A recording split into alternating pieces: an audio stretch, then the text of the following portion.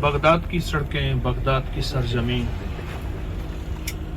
ابھی ہم زیارت کر کے نکلے ہیں حضرت جنید بغدادی، حضرت سری سکتی، حضرت ذنون مصری، بڑے بڑے اولیاء، حضرت بہلول اور حضرت یوشع بن نون انبیاء نبی، اور کون کون سی، جنید بغدادی رحمۃ اللہ علیہ،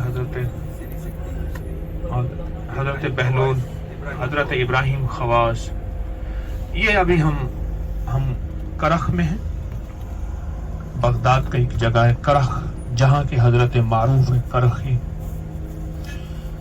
کل میں نے بیان کیا تھا ساڑھستی کو کہ ساڑھستی ہے کیا، یہ لفظ کہاں سے نکلا ہے، اس کا اثر زندگی میں کیا ہے، اور پچھلی تاریخ کا تھوڑا سا تذکرہ کیا تھا. آج بغداد کی سرزمین پہ اصل میں ہمارا اگلا سفر جو ہے حضرت معروف کرخی رحم اللہ کا مزار ہے. حضرت معروف کرخی، تو ایک چھوٹا سا واقعہ بیان کروں گا جس کی تاریخ بہت حیرت انگیز ہے. وہ واقعہ ہے برصغیر کے ایک مشہور پہلوان رستم ہند، گاما پہلوان. یہ میرے خیال میں ہے دریائے دجلہ ہے، جی دجلہ ہے، اور ہم دجلہ کے سامنے سے گزر رہے ہیں. دجلہ، جی وہ دجلہ ہے. یہ دجلہ کے سامنے سے ہم گزر رہے ہیں. دجلہ کے ساتھ بڑی بڑی یادیں ہیں. زبیدہ دریا دجلہ کے کنارے بیٹھی تھی. کئی لاکھ درہم، کئی ارب درہم دینار لگے زبیدہ نہر بنوانے میں. تو اس کی خادمہ اس کی کنگھی کر رہی تھی. تو خادم آیا، غلام آیا، وہ لے کے بل تو پھاڑ کے اس نہر میں ڈال دی. دجلہ تو گواہ ہے کہ سخیوں نے کیا کیا تھا. دجلہ تیرے پانی کا قطرہ قطرہ اس واقعے کا گواہ ہے. تو آج میری آنکھوں کے سامنے ہے. اور زبیدہ نے ایک بات کہی، میں اس کا اجر اللہ سے لوں گی، مجھے نہیں چاہیے. اور دجلہ کی زمین اور دجلہ کی تہوں میں آج بھی وہ کاغذ کے ذرے موجود ہوں گے. اللہ اکبر. گاما پہلوان، گاما پہلوان جو ہے اس کی 4 بیٹیاں تھیں. اس کی بیگم کلثوم نواز شریف مرحومہ اس کی سگی نواسی تھی. اس کے 6 بیٹے پیدا ہوئے اور 6 فوت ہو گئے.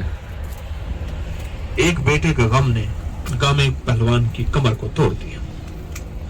پھر اسے امام بشک اس دور کا اس کا بھائی اچھا بڑے ساری تسلیاں دیتے تھے. وہ تھا 14 سال کا جلال، اس کا بیٹا تھا. وہ چھٹا تھا اور 14 سال کی عمر میں مہاراجہ پٹیالیہ نے، ریاست پٹالہ نے اسے ایک بہت بڑا محل دیا ہوا تھا، چھوٹا سا، جسے انیکسی محل دیا ہوا تھا. وہ رہتا تھا وہاں، عزت وقار دی ہوئی تھی، کیونکہ مہاراجہ خود ایک بہت عظیم انسان تھا. وہاں اننت ناگ، یہ جو منٹو ہے نا، منٹو سعادت حسن منٹو، مشہور ڈرامہ نگار. کسی نے پوچھا منٹو ہے، کہا بروزن ونٹو. منٹو یہ اننت ناگ کے کشمیری پنڈت جو ہیں ان کی ایک قسم ہے، ایک قوم ہے، یہ کشمیری ہے. اننت ناگ کا ایک جوگی آتا تھا، جوگی. بادشاہ اس کی بڑی قدر کرتا، اور وہ گامے پہلوان کا بہت دیوانہ تھا، شیدائی تھا، محبت کرتا تھا. اس کے ہاں رہتا تھا، گاما بھی اس کی عزت کرتا تھا. گامے کا بیٹا جلال چھوٹا سا تھا، جوگی بوڑھا اس سے محبت کرتا. ایک دفعہ جوگی آیا، سال کے بعد آتا تھا، کچھ دن رہتا تھا، تو 2 شیر بھی ساتھ لایا. کہا میں نے گانے کے پاس رہنا ہے، بادشاہ کے محل میں نہیں رہنا. لوگ حیران. اور جب بھی آتا تھا وہ گامے کا مہمان بنتا تھا, گامے پہلوان کا. تو کہنے لگا میں نے اس کا حضرت معروف کرخی کا مزار آیا ہے, لکھا ان الابرار لفی نعیم. حضرت معروف کرخی کے مزار میں ہم داخل ہو رہے ہیں بغداد میں. تو گامے پہلوان نے 2 چارپائیاں دیں, اس پر بستر بچھائے اور شیر وہاں بیٹھے. گامے کی بیوی نے جلال کو نہ بھیجا شیروں سے ڈر نہ جائے. گاما آیا تو اس نے شیروں کو کہا یہ رستم ہند ہے, اس کے پاؤں چاٹو. یہ گامے کے پاؤں چاٹتے تھے. گاما کہنے لگا ان کے پاؤں میں ایسی ریگ مال کی طرح تھی کہ میرے تلوے انہوں نے چھیل دیے, لیکن جب نیچے کرتا تھا ببر شیر پاؤں چاٹتے تھے. اور پھر کچھ دن رہ کے وہ جوگی چلا گیا, یوگی اور جوگی چلا گیا. اچانک ایک سال کے بعد آتا تھا, پھر کچھ ماہ کے بعد اچانک آیا. اس وقت گاما گھر پہ نہیں تھا. ملا جلال کو, 10 روپے دیے اور رو کے جا کہنے لگا جلال میں تیرے لیے کچھ نہ کر سکا, اور چلا گیا. اس کے جانے کے بعد جلال کو بخار آیا. ہم حضرت معروف کرخی کے مزار پہ حاضری ہے, پھر میں اگلی بات عرض کروں. بسم اللہ الرحمن الرحیم. 60 کیا ہے, اس کا علاج کیا ہے, یہ اس کا تیسرا حصہ ہے, تیسرا والیوم ہے. درمیان میں ایک درویش حاضری آ گئی تھی, تو پھر اب ہم نے بغداد کی سڑکوں بازاروں میں ہیں. اللہ اکبر. تو میں واقعہ بیان کر رہا تھا گاما پہلوان مرحوم, اللہ اس کی قبر کو مغفرت دے. ان کی قبر جو ہے پیر مکی, یہ حضرت داتا صاحب رحمت اللہ علیہ کے مزار سے آ کے پیر مکی صاحب کا مزار ہے. میں گیا تھا وہاں, اس سے نکلتی ہی گلی کے کنارے پہ وہاں ان کے قبور ہیں, گاما پہلوان کے اور ان کے اور بھائی کے اور سارے. تو گاما پہلوان کا جو مہمان آیا تھا, انت نانگ کا جو جوگی آتا تھا, اس نے 10 روپے دیے جلال کو اور رویا, اور رونے کے بعد یہ کہہ کر چلا گیا کہ جلال تجھ سے محبت ہے اور میں بھی کبھی نہیں آؤں گا. جلال 14 سال کا تھا, اس سے احساس تھا کہ یہ بات کیسے کہہ کے گیا ہے کہ جوگی کہتے میں کبھی نہیں آؤں گا. اور ساتھ یہ بھی کہہ گیا جلال کو کہ جلال میں تیرے لیے, مجھے افسوس رہے گا کہ میں تیرے لیے کچھ نہ کر سکا. یہ سب کچھ غیر موجودگی میں ہوا. کہ 1945 میں 10 روپے کی کیا حیثیت ہوگی, آپ خود سوچ لیں کہ 10 لاکھ کی حیثیت 1945 میں. تو وہ کہہ کے چلا گیا. اب گاما کو اس کی بیوی کو پتا چلا کہ وہ کشمیری جوگی آیا تھا اور یہ کہہ کے چلا گیا, لیکن اس کے بعد بخار ہو گیا جلال کو, گاما کے بیٹے کو. معالج بلائے گئے اور معالج اتنے کہ اس کی چارپائی کے ارد گرد انہوں نے چھاؤں کر دی اور اس کی آہیں نکل رہی تھی گاما کی کہ پہلے 5 بیٹوں کا غم دیکھ چکا تھا اور اب یہ 6ٹھا بیٹا.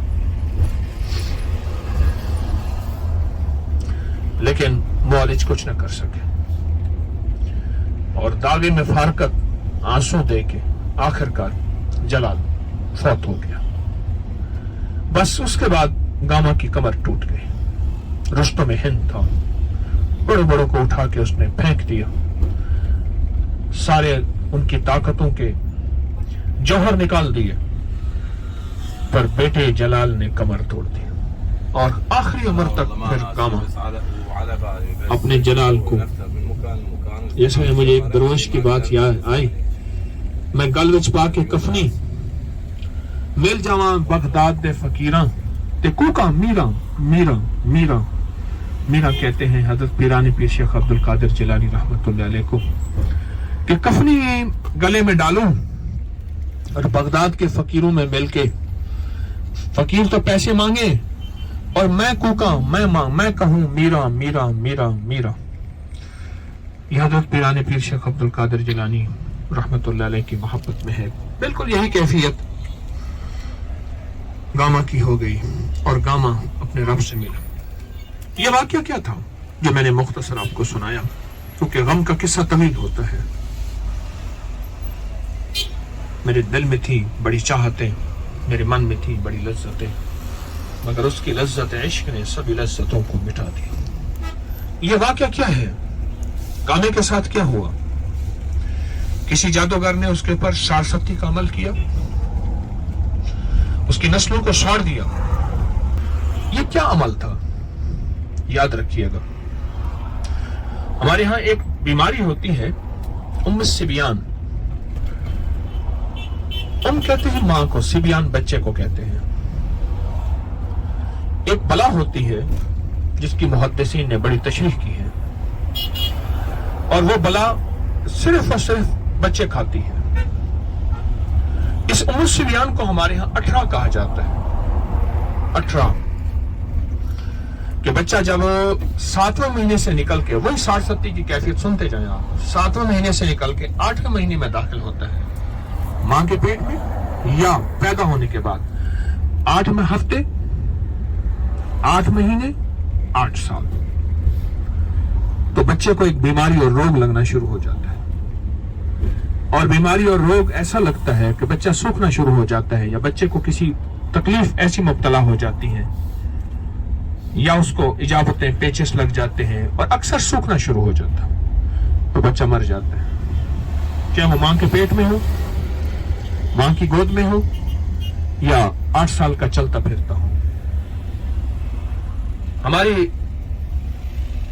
عملیات کی، روحانیت کی معتبر کتابوں میں ہے، ایک بلا ہوتی ہے، اور اس بلا کا کام بچوں کو کھانا ہے، ان کا خون چوسنا ہے، اور وہ بچوں کو کھا جاتی ہے، بچوں کو چوس جاتی ہے۔ اور یہ ہوتا 7 مہینے کے بعد۔ میں نے آپ سے عرض کیا تھا 7 7 سوا 7 7 سوا 17 17 سوا 27، کیونکہ پرانے بزرگوں میں سوائی بڑی حیثیت رکھتی ہے، حتیٰ کہ یہ جو کٹورا ہوتا ہے، بڑا کٹورا جس میں 3-4 بندے اکٹھے پانی پی رہے ہیں، 8-10 بندے بال کٹورے ہوتے ہیں، اس کٹورے کو بھی 1.25 لاکھ کی کٹورا کہتے ہیں، 1.25 لاکھ کی منگل، 1.25 لاکھ کی کٹورا۔ سبیان، اور اسی کا 18 سے تعلق ہے۔ رسول اللہ صلی اللہ تعالی وسلم جب مدینہ میں تشریف لائے، ایک راوی بیان کرتے ہیں کہ میں نے ایک بڑھیا کو دیکھا، پھٹے پرانے اس کے کپڑے تھے، عصا ہاتھ میں لیے روتی جا رہی تھی، اور کہتی جا رہی تھی مجھے تو یہاں سے نہ نکالتے، میرا تو یہاں مسکن تھا، میں یہاں رہ رہی تھی۔ وہ صاحب کہتے ہیں مجھے ترس آیا کہ بڑھیا کو کس نے نکال دیا، کون ہے یہ بڑھیا؟ تو کہنے لگے کہ میں اس بڑھیا کے قریب گیا، میں نے اسے تسلی دی، دلاسا دیا کہ آپ کون ہیں؟ کیونکہ میں نے جب اس کو غور سے دیکھا تو وہ ڈائن بلا تھی، میں خوف زدہ ہو گیا۔ میرے خوف زدہ ہونے پہ وہ مسکرائی، اس رونا بھول گیا۔ میں نے اپنی جرات کو سمیٹا اور پوچھا تم کون ہو؟ تو وہ کہنے لگی کہ میں وہ بلا ہوں جو اس انتظار میں رہتی ہوں کہ کون کسی کے اوپر ایسا جادو کرے جو 7 سال تک چلے، 17 سال تک چلے، 27 سال تک چلے، 37 سال تک چلے، 47، اور وہ گنتی گئی اور صدیوں پہ چلتی گئی، یعنی 7 سے نکلی تو صدیوں تک چلتی گئی۔ کہہ رہے میں وہ بلا ہوں، اور میں خبیث جنات میں سے جن ہوں جن کی صدیوں عمر ہوتی ہے، اور میرے ذمہ وہی کام ہے۔ تو وہ صاحب کہتے ہیں مدینہ کے وہ صاحب کہنے پہ کیوں نکل رہی ہے؟ کہاں مدینہ میں ایک ایسی ہستی آئی ہیں جن کے سر پہ ختم نبوت کی چادر تنی ہے، اس کے الفاظ کا مفہوم عرض کر رہا ہوں، چادر تنی ہے، اور وہ خاتم النبیین ہیں، ان کے ساتھ فرشتوں کی حفاظت ہے، اور ان کے ماننے والوں کو میں کبھی تکلیف نہیں دے سکتی، اور حتیٰ کہ ان کے ماننے والے اتنے ہو گئے ہیں کہ میرا اس مدینہ میں رہنا محال ہے۔ وہ کہنے لگے تو اس سے بچاؤ کیسے ممکن ہے؟ کہنے لگے اپنے راز تجھے دوں؟ میں تجھے اپنے راز نہیں دوں گی۔ کہنے لگے مجھے اس کی ساتھ باتیں کرتے کرتے میں چلتا گیا، حتیٰ کہ میں مدینہ سے دور، آبادی سے دور باہر نکل گیا، اور وہ چل رہی تھی لاٹھی ٹیکتے، بظاہر بڑھیا لیکن اس کی رفتار سرسر تھی۔ سرسر قرآن میں ہے، سرسر کہتے آندھی، تیز رفتار تھی، اور میں اپنی ساری طاقتیں کٹھی کر کے اس کے ساتھ چل رہا تھا۔ میرے دائیں طرف دجلہ ہے، دجلہ میرے دائیں طرف ہے، دجلہ کے کنارے چل رہا ہوں۔ تو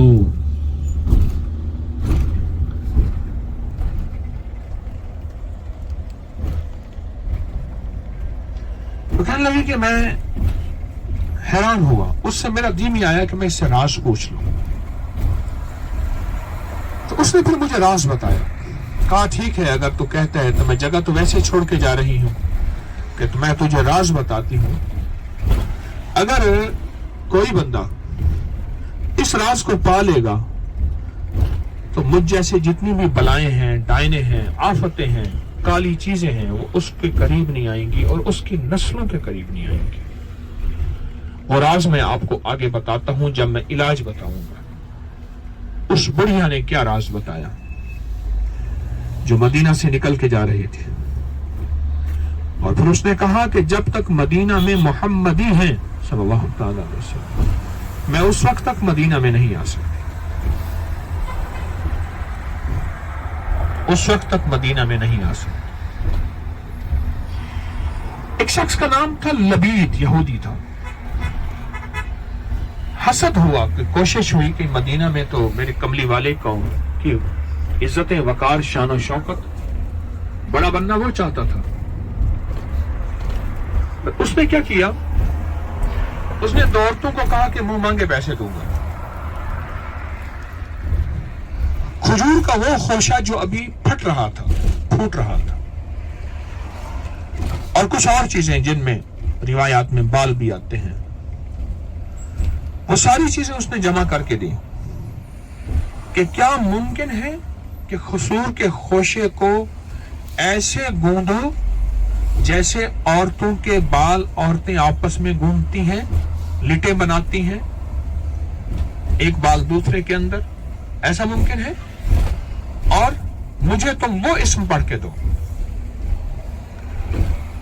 آج بھی مدینہ اور مکہ عرب میں کچھ لوگ ہیں جن کو تکرونی کہتے ہیں، تکرونی، اور وہ جادو کے ماہر ہیں، بہت باکمال ہیں، اور لوگ خفیہ طور پہ ان کو منہ مانگے پیسے دے کے سار ستی کا جادو کراتے ہیں۔ لبید نے یہ جادو کرایا میرے حضور پہ صلی اللہ تعالی علیہ وسلم پہ، اور حضور کے اس جادو کے اس نے جو کرایا توڑ کے لیے کیا چیزیں تھیں، یہ دوسری امانت ہے جو میں آپ کو دوں گا۔ پہلی امانت لکھیں، پہلی امانت اس بڑھیا نے بتائی تھی، پہلی امانت اس بڑھیا نے بتائی تھی، اور دوسری جو عرشوں سے امانت اتری جادو کے توڑ کے لیے، دوسری وہ بتاؤں گا۔ اپنا ایک واقعہ سنو۔ مدینہ منورہ میں ایک عماد اس کا نام تھا، سید عماد، بہت بڑا قبیلہ، حسنی تھا، امام حسن رضی اللہ تعالیٰ عنہ کی آل میں سے تھا۔ مجھے اپنے گھر لے گیا، بہت بڑا گھر 7 مساجد کے ساتھ مدینہ میں، اور ایک جگہ نیچے بچھانا بچھا ہوا تھا، وہ کہتے ہیں بس میں یہاں سوتا ہوں۔ ناخن اس کے بڑے ہوئے، شیو اس کی بڑی ہوئی، اور اس کا حال سے بے حال، پتہ نہیں کتنے ہفتوں سے نہیں نہایا، بدن ایسے محسوس ہو رہا تھا۔ تو مجھ سے کہنے لگا میرے پر سحر ہے، آپ جو کہیں گے وہ ہوگا، کیا اس سحر کا علاج ہے؟ اس سحر کا علاج ہے؟ کسی نے مجھے 7 साल का सहर किया है कि 7 साल तक मैं शहर में मुब्तला रहूं, फिर जब 7 साल गुजरने लगे और 7 साल आगे बढ़ जाए, फिर 7 साल गुजरने लगे और 7 साल आगे बढ़ जाए।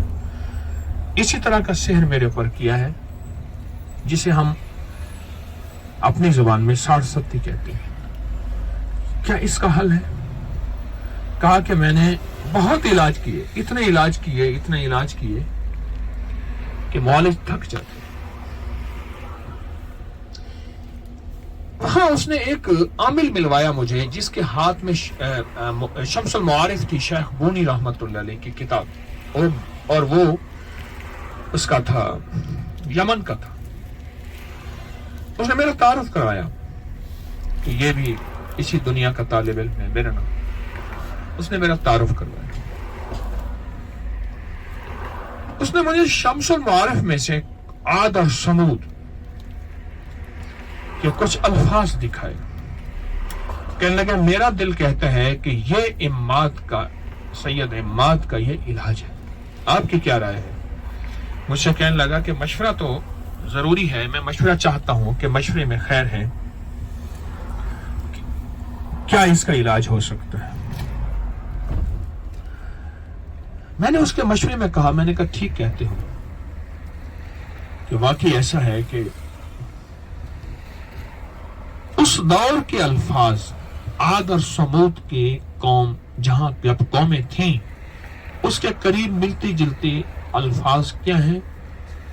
वो अल्फाज अगर हम अख्तियार करें और उन अल्फाज से इलाज करें, तो इसका जो कहते हैं ना, मेरे पास 7 साल का जादू है। 7 साल गुजरने के बाद फिर वो जादू ताजा हो जाता है, फिर 7 साल गुजरने के बाद फिर जादू फिर जिंदा हो जाता है। मदीना में एक होटल है ओबराय, उसमें उसका हिस्सा था। और ओबराय कंपनी, ये तो असल में इंडिया के एक कौम है ओबराय, तो उसका बहुत बड़ा उसमें हिस्सेदार था, दौलत, माल, चीजें। फिर मुझसे कहने लगा कि ये हमारे, मैं फरात के ऊपर से गुजर रहा हूं, मेरे ये देखें फरात, दजला, मुझे बार बार भूल जाता है, दजला के ऊपर से गुजर रहा हूं। ये दजला है, पुल के ऊपर खड़े हैं, ट्रैफिक जरा ब्लॉक है, तो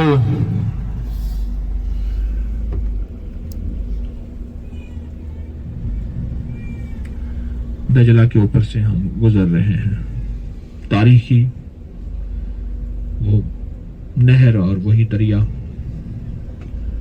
जिसका बगदाद से बड़ी निस्बतें हैं, जिसकी अंबिया से, सहाबा से, अहलुल बैत से, औलिया से, सुलहा से बहुत निस्बतें हैं, हारून और रशीद से, उसकी बीवी जुबैदा से, और बड़ी बड़ी हस्तियों से इसकी निस्बतें हैं, इस दजला की।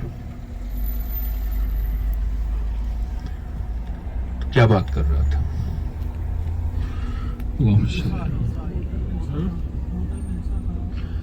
उसका बहुत ज्यादा था। कहता, मुझे पता नहीं मेरी दौलत कितनी है, पर मुझे कोई एहसास नहीं क्या है, ना मेरा जीना है, ना मरना है, ना जिंदगी है, ना कोई कुछ खबर नहीं। सुबह होती है, शाम होती है, मुझे कोई खबर नहीं। अल्लाह अकबर। दजला की पुल पर खड़े हैं, बगदाद है, ये सामने दजला। तो कह रहे मुझे कोई खबर नहीं है, रोने लग गया और सामने खिड़की हटाई। मुझे आज भी वो मंजर याद है। अल्लाह, हुजूर का रोजा सामने था, उंगली से ऐसे करके कहने लगा, ये जानते हो कौन है? मैंने कहा हुजूर का रोजा। कहने लगा, मैं इन्हीं की आल में से हूं। मुझसे कहने लगा, क्या तुम जज्बाती हो गया? कहने लगा, अंता, क्या तुम इस आल का इकराम नहीं करते? मैंने कहा लाजिम। मैंने उसका हाथ पकड़ा, चूमा। उसकी उम्र की होगी 55 के करीब, तकरीबन 50 के करीब, कमो बेश। मैंने कहा मैं तेरे साथ दूंगा। कहने लगा, ये जो साथ बैठा है यमन का, जिसके हाथ में किताब है, हार गया है, और ये कई माल लेने वाले आए। इंडिया के मैंने कई सफर किए हैं, कहता है वहां के काले जादूगरों के पास भी गया हूं। मिस्र के सफर किए मैंने, और मिस्र के सफर में जाके मैंने वहां उन लोगों के पास भी गया हूं जो मिस्र के सफर में वहां एहराम मिस्र के साथ बैठे। मिस्री जादू, सबसे पहला जादू मिस्री जादू है, वो करते हैं। मेरे जादू का इलाज उनके पास भी नहीं था। बहुत पैसे, बहुत माल, कल कोई मसला नहीं, हाथ ऐसे मल के कहने लगा कोई मसला नहीं, पैसे गए, मुझे मेरा सुकून चाहिए, मुझे राहत चाहिए। मैंने उसको कुरेदा, मैंने कहा तुम्हारा क्या ख्याल है कि ये तुम्हारा सुकून, तुम्हारी राहत तुमसे कैसे गई? तो कहने लगे कि ये सुकून और राहत जाने की बुनियादी वजह मेरे चचा थे। हमारे पास बहुत माल था। मेरे चचा, मेरे वालिद बचपन में फौत हो गए। मैं उनकी वालदा से मिला हूं, इमाद की वालदा से, बहुत नेक दुर्वेश माई। कहने लगे मेरी वालदा जवानी में बेवा हो गई, हम 2 भाई हैं बस, मेरी वालदा ने हमें पाला, मेरे वालिद बड़े थे। मेरे चचा मेरे सारे माल पे काबिज हो गया। जब मैं बड़ा हुआ मैंने चचा से माल का मुतालबा किया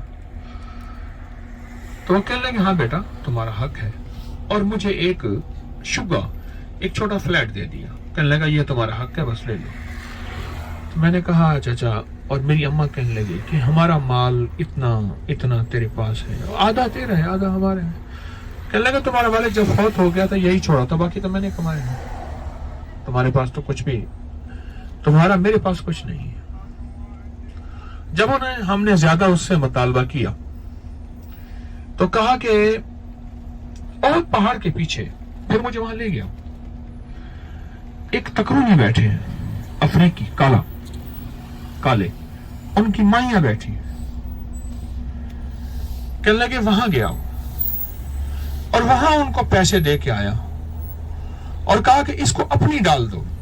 मैं ज्यादा बड़ा था चूंकि, और मैं फिर अपने बड़ों के पास गया कि इससे मेरा हिस्सा दिला दो, इसको अपनी डाल दो। बस कहने लगे उस दिन के बाद फिर मैं संभल ना सका। मैंने पूछा होता क्या है? कहा कि मेरे ऊपर 7 साअतें आती हैं, 7 साअतें। फिर 7 साअतों के बाद मेरा दिमाग खुलता है, मैं अपने जिस्म खुजाता हूं, मुझे एहसास होता है कि कोई ताकतवर चीज है मुझे जगह जगह से काट रही है। हम इमाम आजम अबू हनीफा रहमतुल्लाह अलैह के मजार पे जा रहे हैं। बोर्ड सामने है, अल जामिया आजम अबी हनीफा अन-नुअमान रहमहुल्लाह। उस सड़क पे जा रहे हैं, ये हमारे दाएं तरफ आ गया इमाम आजम हनीफा रहमतुल्लाह अलैह का मजार। शेख इमाद हमदी का वाक़या, और मुझे चीजें काटती हैं, मुझे झंझोड़ती हैं, चूंटी की तरह चुभती हैं मुझे चीजें। दिमाग खोलता है, मैं पर सुकून हो जाता हूँ, फिर खुजाता हूँ, उसके बाद बैठ जाता हूँ, फिर पानी बहाता हूँ, नहाता हूँ, फिर सड़कों पे निकल जाता हूँ। मुझे कोई होश नहीं, ना बीवी, ना बच्चे, ना माँ, ना घर, ना कारोबार। छोटा भाई अगर ना होता तो हम फुटपाथ पे होते कि छोटे भाई ने मेरा कारोबार संभाला हुआ है। बाकी बातें बाद में। हजरत इमाम आजम का मजार है, वहां हाजिरी है। जज़ाकल्लाह। अस्सलाम वालेकुम व रहमतुल्लाह।